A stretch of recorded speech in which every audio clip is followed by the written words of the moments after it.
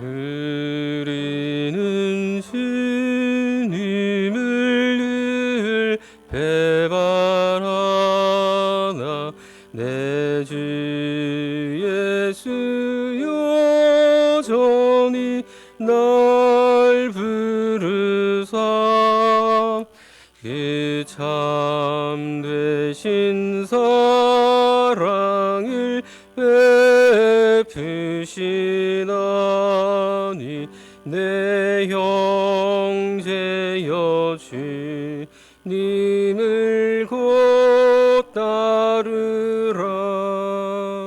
주 널 위해 비네 주 널 위해 비네 주 널 위해 비네 항상 비시네. 주께서 풍성한 은혜를 내려 내 영혼이 나날이 복받으니 주 예수를 너희도 그 주로 섬겨 곧 따르면 풍성한 복 받겠네. 주 널 위해 비네 주 널 위해 비네 주 널 위해 비네 항상 비시네. 무거운 짐 지고 애타는 인생 주 예수께 돌아와 고치어라. 내 주 예수 너희를 돌보실 때에 참 복락과 위가 넘치겠네. 주 널 위해 비네 주 널 위해 비네 주 널 위해 비네 항상 비시네. 함께 묵상하실 하나님의 말씀은 역대상 2장입니다.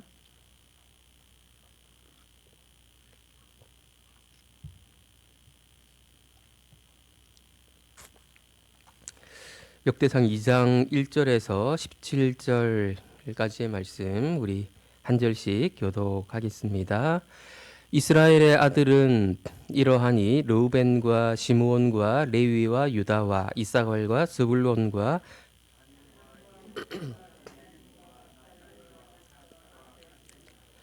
유다의 아들은 에르와 오난과 셀라니 이 세 사람은 가나안 사람 수아의 딸이 유다에게 낳아준 자요 유다의 맏아들 에르는 여호와 보시기에 악하였으므로 여호와께서 죽이셨고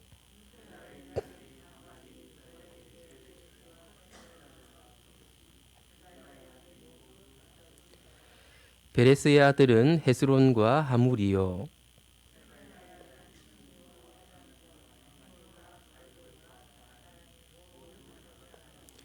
갈미의 아들은 아가리니 그는 진멸시킬 물건을 범하여 이스라엘을 괴롭힌 자이며 헤스론이 낳은 아들은 여람브엘과 람과 글루베라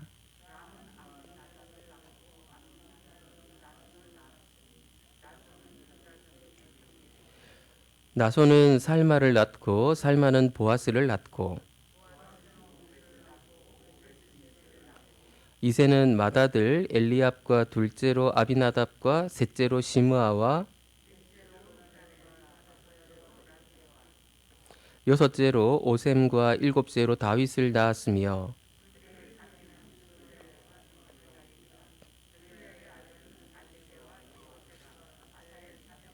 같이 보겠습니다. 아비가일은 아마사를 낳았으니 아마사의 아버지는 이스마엘 사람 예델이었더라. 아멘. 네, 족보 이야기가 계속되고 있습니다. 앞으로도 보름 동안은 계속 좀 익숙하지 않은 이런 이름들을 읽어야 되는 그런 시간들을 가지실 것 같습니다. 족보 이야기에 푹 잠기기 전에 족보 이야기에 푹 잠기기는 좀 어려울 것 같은데요. 역대기의 최초의 청중이 누구인가에 대해서 역대기를 묵상하는 내내 좀 상기할 필요가 있습니다. 역대기의 최초의 청중은 바벨론 포로에서 돌아온 공동체, 귀한 공동체였다는 사실을 우리가 계속해서 기억할 필요가 있습니다. 원래 이 메시지는 그들을 대상으로 기록된 것인데 오늘 우리에게도 또 유익한 영적인 교훈들이 있기 때문에 우리가 묵상하는 것이거든요. 어제 새벽에 우리 한 목사님이 설명을 잘 해 주셨는데 그럼에도 불구하고 최초의 청중이 누구였는지를 계속 상기할 필요가 있습니다. 어제 한 목사님이 말씀하신 내용에서 제가 조금만 수정을 하면 이스라엘 백성들 또는 유다 백성들이 바벨론에서 유배 생활을 했던 기간은 약 50년이었습니다. 정확하게 말하면 47년이었습니다. 예레미야 선지자가 70년 동안 포로 생활을 할 것이라고 예언했는데 그 예언 기간보다는 실제로는 좀 단축이 된 것이죠. 70년이었으면 더 힘들었을 텐데 그 기간을 하나님께서 은혜로 좀 단축시켜 주셨습니다. 47년이라 하더라도 그 세월은 결코 짧은 세월이지는 않습니다. 아주 어린 시절에 부모님과 함께 바벨론의 포로로 잡혀갔을 수도 있고요. 그러면 그런 사람들도 있었을 것이고 바벨론에서 태어난 사람들도 상당수 있었을 것입니다.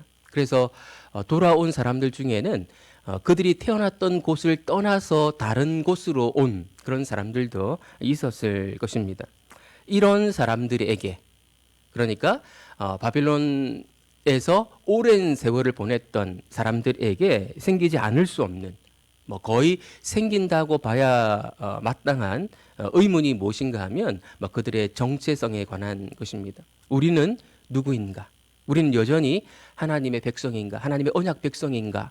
라는 사실을 확인받고 싶어 했을 것입니다. 그리고 그들의 정체성은 그들이 세상에 존재하는 이유, 세상에서 맡은 역할 또는 소명과 직접적으로 연결되어 있습니다. 우리가 이 세상에 왜 존재하고 있는가?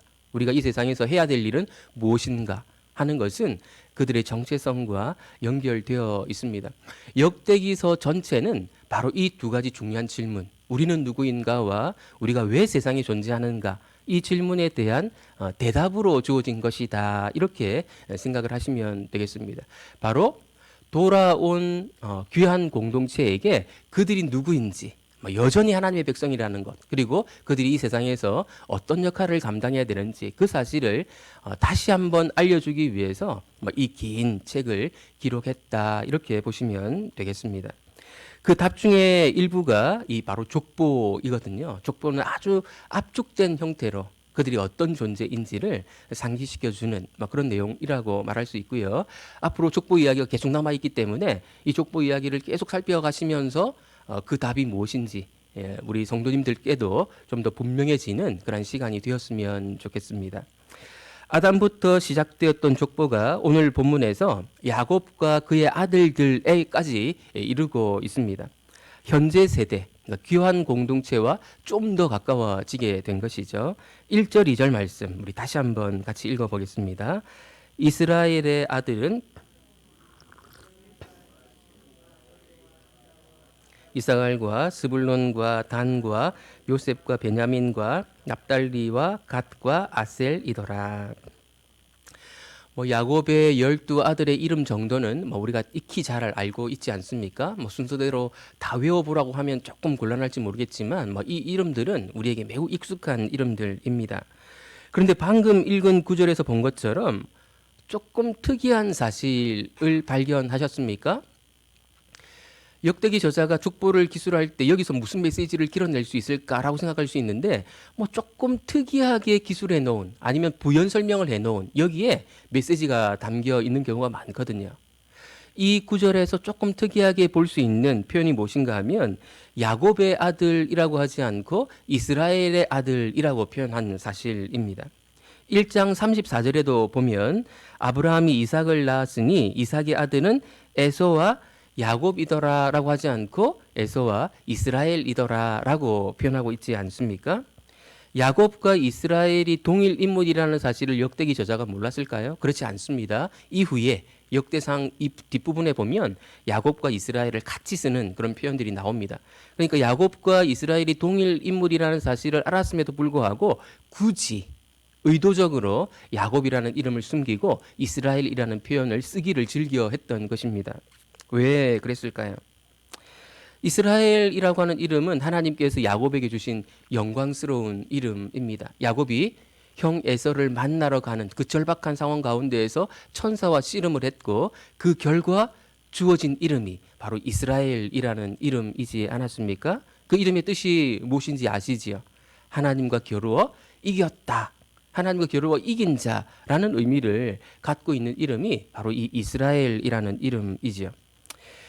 물론 우리는 하나님이 힘이 없어서 야곱에게 지신 것이 아니고 야곱을 승리자로 만들어 주시기 위해서 져주셨다는 사실을 잘 알고 있습니다. 중요한 것은 이스라엘이라고 하는 이 이름은 하나님을 상대한다는 의미를 갖고 있다는 사실입니다. 매사에 하나님을 의식하는 백성, 그리함으로 하나님께서 승리를 주시는 백성, 그 이름이 바로 이스라엘이라는 이름의 의미인 것이죠. 바벨론에서 유배 생활을 하다가 돌아온 이스라엘 백성들은 이 족보를 통해서 자신들의 기원이 무엇인지를 확인하고 있는 것입니다. 그들의 출발점은 바로 여기였던 것이죠. 그들의 출발점은 야곱이라고 말할 수도 있지만 그것으로는 다 설명이 되지 않습니다. 그것은 단지 혈연의 관점으로 본 기원일 뿐이고요. 그들의 출발점은 훨씬 더 영적이라고 말할 수 있습니다. 하나님과 깊이 연관되어 있다는 말입니다. 왜냐하면 그들의 이름인 이스라엘은 하나님과 씨름해서 나온 결과물이었거든요. 그리고 하나님께서 선물로 주신 이름이었거든요.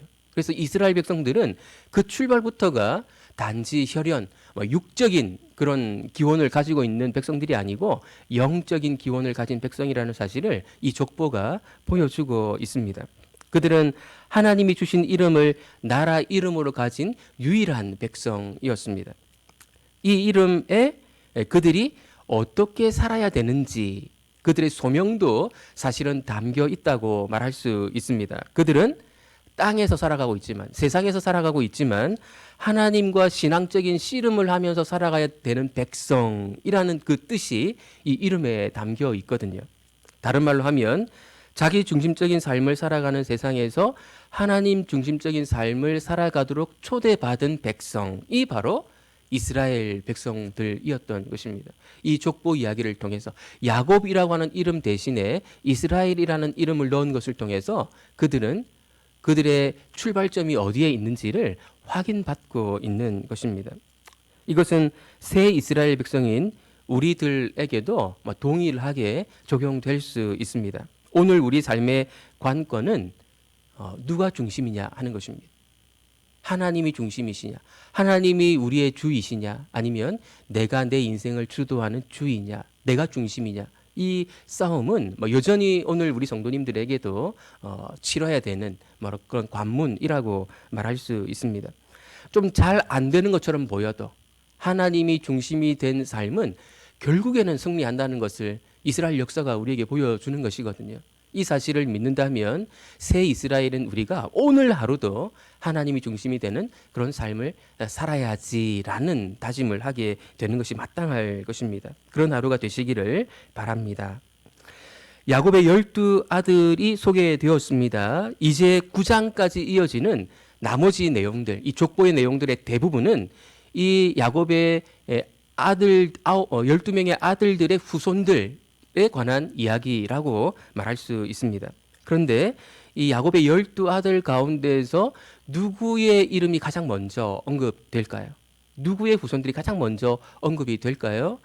첫째인 장남인 루벤이 아니고 둘째나 셋째도 아니고 넷째인 유다의 후손들이 먼저 소개가 됩니다. 우리 3절 4절 말씀 같이 한번 읽어보겠습니다.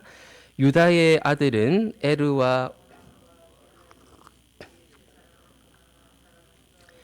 유다에게 낳아준 자요 유다의 맏아들 에르는 여호와 보시기에 악하였으므로 여호와께서 죽이셨고 유다의 며느리 다말이 유다에게 베레스와 세라를 낳아 주었으니 유다의 아들이 모두 5이더라. 우리는 익숙한 것을 좀 새롭게 보려고 노력할 필요가 있습니다. 우리에게 너무 익숙해지면 거기에 굉장히 중요한 교훈이 담겨 있음에도 불구하고 그 교훈을 발견하지 못하는 경우가 종종 있거든요. 우리는 유다가 이스라엘을 대표하는 지파라는 사실을 너무 잘 알고 있고 거기에 익숙해져 있습니다. 그래서 유다 자손들에 대한 언급이 먼저 나오는 것에 대해서 별로 이상하게 여기지 않습니다. 그렇지, 당연하지. 유다가 이스라엘 지파들 가운데 가장 대표적인 지파이기 때문에 유다 지파가 먼저 언급되는 것이 당연하지라고 생각할 수 있다는 말입니다. 그런데 이것은 이상한 일이거든요. 정상적인 그런 상황이 아니거든요. 루벤이 죄를 지었기 때문에 장남의 지위를 박탈당했다면 둘째가 되는 것이 마땅한데 넷째인 유다가 된 것은 뭔가 이상한 사실입니다. 특별히 다른 어떤 나라보다도 장남을 더 귀하게 여기는 나라가 이스라엘이었기 때문에 이 사실은 아주 특이한 것이지요. 넷째인 유다가 장남의 소명을 맡았다는 사실은 우리가 계속해서 곱씹어 봐야 되는 그런 내용입니다. 이스라엘은 그 시작부터, 그 출발점부터 인간적인 전통, 서열, 능력이 지배하는 나라가 아니었다는 사실을 이 족보가 우리에게 보여주고 있는 것이거든요. 처음부터 이스라엘의 구심점은 하나님의 은혜였다고 말할 수 있습니다. 유다가 이스라엘의 장자가 되었다는 사실을 통해서 이스라엘은 늘 한 가지 새로운 사실을 기억해야 했는데 그것은 바로 영적인 질서였습니다. 육적인 질서를 초월하는, 육적인 질서가 아닌 또 다른 질서가 그들 세계를, 그들 나라를 지배하고 있다는 사실을 그들은 늘 상기해야 했습니다. 이스라엘이라는 나라 이름도 그렇고 유다가 이스라엘의 장자가 된 사실도 그렇고 하나님은 이스라엘 안에 하나님을 의식하고 살아갈 수 있는 장치들을 많이 만들어 놓으셨습니다. 앞으로도 계속해서 그것을 보게 될 것입니다. 그래서 이스라엘의 역사 전체가, 그들의 이름부터 시작된 그들의 역사 전체가 하나님을 의식하게 만들어 놓은 장치들에 의해서 보호받고 있다는 사실을 우리는 족보 이야기와 이어지는 나머지 내용들을 통해서 확인해 나가야 될 것입니다. 근데 문제는 이스라엘이 그 사실을 기억하는 일에 거의 언제나 소홀했다는 것입니다. 유다라는 사람에 대한 언급이 나오는데요. 신앙 공동체이기도 했던 그의 집을 떠나서 가나안 사람 수아의 딸과 결혼하는 내용이 나옵니다. 그리고 자녀를 낳습니다. 유다에게 영적인 질서는 관심의 대상이 아니었습니다. 그에게 언약이라고 하는 것은 별로 중요한 가치가 아니었습니다. 아내가 죽자 성관계할 기생을 찾다가 며느리 다말과 관계를 하게 되지요. 나중에 그 다말을 통해서 언약을 상기하는, 정신이 번쩍 드는 그런 경험을 하게 되지 않습니까? 유다의 후손들도 하나님 앞에서 신실하지 못하기는 마찬가지였습니다. 7절을 보시면요. 갈미의 아들은 아갈이니 그는 진멸시킬 물건을 범하여 이스라엘을 괴롭힌 자이며, 여기서 아갈이라고 나온 이름은 여호수아서에서 아간이라고 나왔던 인물과 동일 인물입니다. 역대기와 다른 역사서의 그 표현이 조금 다른 표현들이 나오는데요. 같은 이름인데 히브리 철자에서 조금 그 복사되고 전승되는 과정에서 조금 오류가 생겼을 수 있는 그런 부분들을 우리가 이해할 필요가 있습니다. 근데 이 아간은 자기 욕심을 이기지 못해 이스라엘 공동체 전체를 위험에 빠뜨렸던 인물이었습니다. 하나님 중심적인 삶을 사는데 실패했던 인물이었던 것이죠. 그럼에도 불구하고 하나님은 신실하게 당신의 일을 계속 진행해 나가셨습니다. 그 사실을 부분적으로 보여주는 그 결과물이 무엇인가 하면 바로 다음 단락에 하나님이 얼마나 신실하게 일하셨는가 하는 사실을 보여주는 그 결과물이 나옵니다. 9절부터 17절에 나오는 내용은요, 라함의 후손으로 태어난 다윗에 초점을 맞추고 있습니다. 다윗 이야기는 역대기 이야기 전체에서 핵심이 되는 그런 중요한 이야기이기 때문에 족보가 언급되고 난 이후에 보다 본격적으로 그의 이야기가 소개될 것입니다. 여기서는 유다와 그의 자손들이 신실하지 못했음에도 불구하고 다윗까지 오게 된 사실을 간략하게 소개하고 있습니다. 이 단락에서 역대기 저자가 다윗을 소개하는 그 의도가 무엇인가를 한번 생각해 보려고 합니다. 이 단락을 좀 꼼꼼하게 읽어보면 역대기 저자의 의도가 읽히거든요. 그것을 어떻게 읽을 수 있는지를 한번 같이 살펴보려고 합니다. 9절을 보면 헤스론이 낳은 아들 셋이 등장합니다. 9절 말씀 우리 같이 한번 읽어보겠습니다. 헤스론이 낳은 아들은 여라무엘과 람과 글루베라. 아마도 헤스론이 낳았던 아들 가운데 첫째가 여라무엘일 것 같습니다. 그렇다면 이어서 이 족보를 설명할 때 여라무엘의 족보를 먼저 여라무엘의 후손들을 먼저 소개하는 것이 정상적일 것 같은데 그렇게 하지 않고 람의 후손들을 먼저 언급하거든요. 왜냐하면 이 람의 후손 가운데 다윗이 있기 때문에 그렇습니다. 람의 후손들 7명이 줄줄이 언급이 되는데 다윗은 람의 7대 손으로 소개가 되고 있습니다. 정말 7대 손이 맞는지 아니면 의도적으로 7번째 위치시키기 위해서 그렇게 했는지는 분명치 않습니다. 그런데 다윗을 소개할 때 다른 사람들은 한 명씩 언급되는데 다윗을 소개하는 부분에서는 다윗의 형제들을 일일이 소개를 하고 있습니다. 그리고 다윗을 이새의 몇 번째 아들로 소개하고 있습니까? 7번째 아들로 다윗을 소개하고 있지요. 사무엘상을 꼼꼼하게 읽으신 분들은 이거 틀렸는데 라고 말씀하셔야 옳습니다. 사무엘상에 의하면 다윗은 이새의 몇 번째 아들입니까? 8번째 아들이거든요. 아마 그것이 사실일 것입니다. 그런데 역대기 저자는 의도적으로 다윗을 8번째 아들이라 소개하지 않고 7번째 아들로 소개하고 있습니다. 이것은 람의 7대 손으로 소개한 것과 유사합니다. 7이라는 숫자는 그 이스라엘 백성들에게 있어서 아주 특별한 숫자 아닙니까? 완전한 수이고 완성을 가르쳐주는 숫자이거든요.